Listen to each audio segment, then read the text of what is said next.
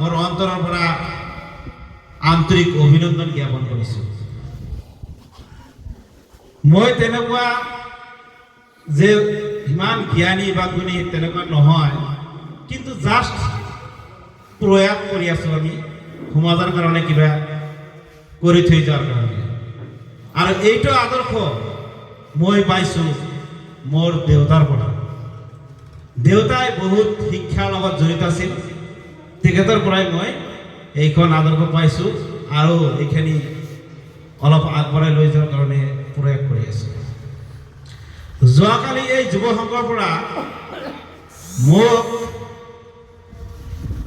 সভাপতি আৰু প্ৰেচিডেণ্টে যেনেকৈ মোক ফোন কৰিছিল আৰু মোক মেছেজো দিছে, মই আনন্দত উৎফুল্লিত হৈছোঁ। সঁচাকৈ বহুত আনন্দ লাগিছে যে মোৰ জীৱনত দুটা সপোন দেখোঁ, সদায় মই ভাবি থাকোঁ সেই সপোনৰ মূল যিটো পাৰ্ট দুটা, এটা হ'ল শিক্ষা আৰু এটা হ'ল আৰ্থিক দিশত কেনেকৈ টনকিয়াল কৰা যায়।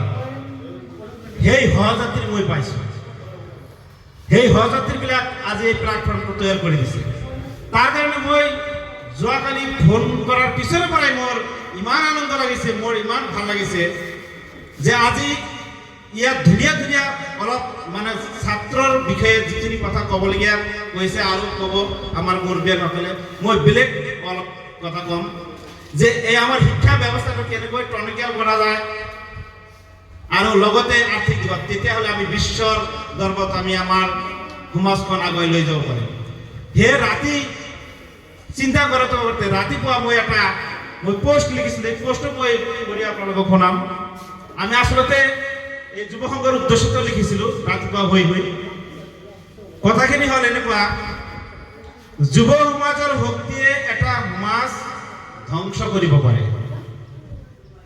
যুৱ সমাজৰ শক্তিয়ে এটা সমাজ ধ্বংস কৰিব পাৰে, আকৌ এটা শান্তিপূৰ্ণ সমাজ গঢ় দিব পাৰে এই যুৱ সমাজে। যুৱ সমাজৰ শক্তি অসীম, সকলোৱে আগবাঢ়ি আহক, আধুনিক চিন্তাৰে গঢ়ো আমাৰ সমাজখন। আমি হলো জুবিন যুগৰ মানুহ। আমাৰ সমাজৰ দুটা মূল বিষয়ৰ ওপৰত আজিৰ একাংশ যুৱ সমাজে একত্ৰিত হৈ যি উদ্যোক্তা লৈ আগবাঢ়ি সমাজৰ পথ উলিয়াবলৈ প্ৰয়াস কৰিছে, মোৰ মনত 10 গুণে উৎসাহ বৃদ্ধি পাইছে।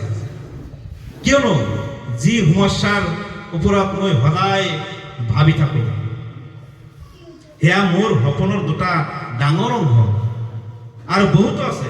সেইবোৰ চিন্তা কৰি যুৱ সমাজ আগবাঢ়ি অহাৰ কাৰণে মই অন্তৰৰ পৰা সকলোকে আন্তৰিক অভিনন্দন জ্ঞাপন কৰিলোঁ।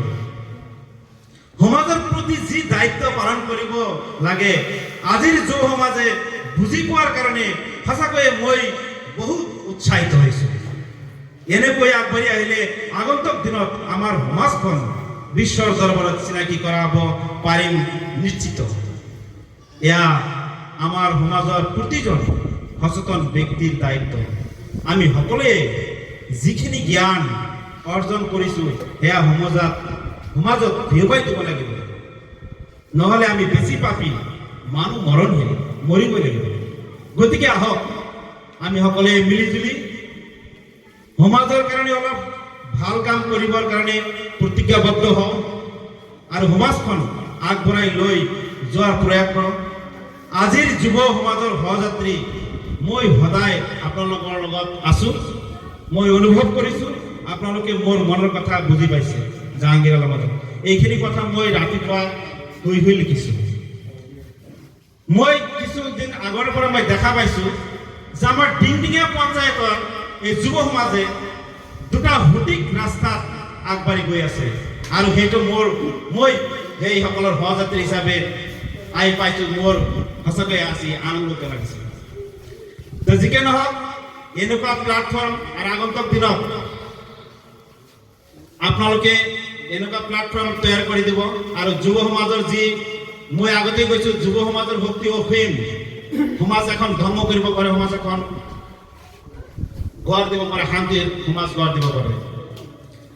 এনেকৈ আমাৰ শিক্ষা আৰু অৰ্থনৈতিক দিশত টনকিয়াল কৰি লৈ গ'লে আমাৰ সমাজখন বহুতো আগবাঢ়ি যাব। সেইকাৰণে আপোনালোকক মই আকৌ অন্তৰ পৰা আন্তৰিক অভিনন্দন জ্ঞাপন কৰিছোঁ। এতিয়া ছাত্ৰৰ বিষয়ে মই অলপ কথা ক'ব বিচাৰোঁ, বেছি যিহেতু সময় নাই, মোৰ মনৰ কথাখিনি মই কৈছোঁ। ছাত্ৰৰ বিষয়ে ইতিমধ্যে ক'লে যে তোমালোকে ভালকৈ পঢ়িব লাগিব আৰু ষ্ট্ৰাগল কৰিব লাগিব আৰু ভাল মানুহ হ'ব লাগিব। ভাল মানুহ হৈ সমাজৰ প্ৰতি দায়বদ্ধতা থাকিব লাগিব, কিয়নো আমি সকলোৱে এদিন নহয় এদিন এই পৃথিৱীৰ পৰা গুচি যাম। এজন ল'ৰা এজন ছোৱালীক মা দেউতাই যেনেকৈ ডাঙৰ দীঘল কৰে, ঠিক প্ৰতিজন সচেতন নাগৰিকৰ, প্ৰতিজন সচেতন ব্যক্তিৰ এই সমাজৰ প্ৰতি দায়িত্ব, আৰু সেই দায়িত্ব আমালোকে ল'ব লাগিব। আৰু যিটো দায়িত্ব আমাৰ পূৰ্বপুৰুষসকলে লৈছিল, কিন্তু আমি উৎসাহিত হৈছোঁ যে আমাৰ যুৱ সমাজে আৰু বেছিকৈ উৎসাহিত হৈ আগবাঢ়ি আহিছে। তাৰ কাৰণে মই মোৰ সহযাত্ৰী পাইছোঁ। আগন্তুক দিনত মই তোমালোকৰ লগত সদায় থাকিম। মই ডক্টৰ APJ আব্দুল কালামৰ এটা কথা কৈছোঁ। তেখেতে কৈছিল, উইংছ অফ ফায়াৰত কিতাপটোত লিখা আছে যে confidence and hard labour is the best medicine to kill the disease. আত্মবিশ্বাস যদি থাকে আৰু তুমি যদি ষ্ট্ৰাগল কৰি যোৱা, আজিকালি ষ্ট্ৰাগল অকল স্মাৰ্ট ৱাৰ্ক কৰিব লাগিব, অকল হাৰ্ড ৱাৰ্ক কৰিলেই নহ'ব। তেনেহ'লে আমি যিকোনো কাম আমি কৰিব পাৰোঁ বা নিশ্চিত এটা আগবঢ়াই যাব পাৰোঁ।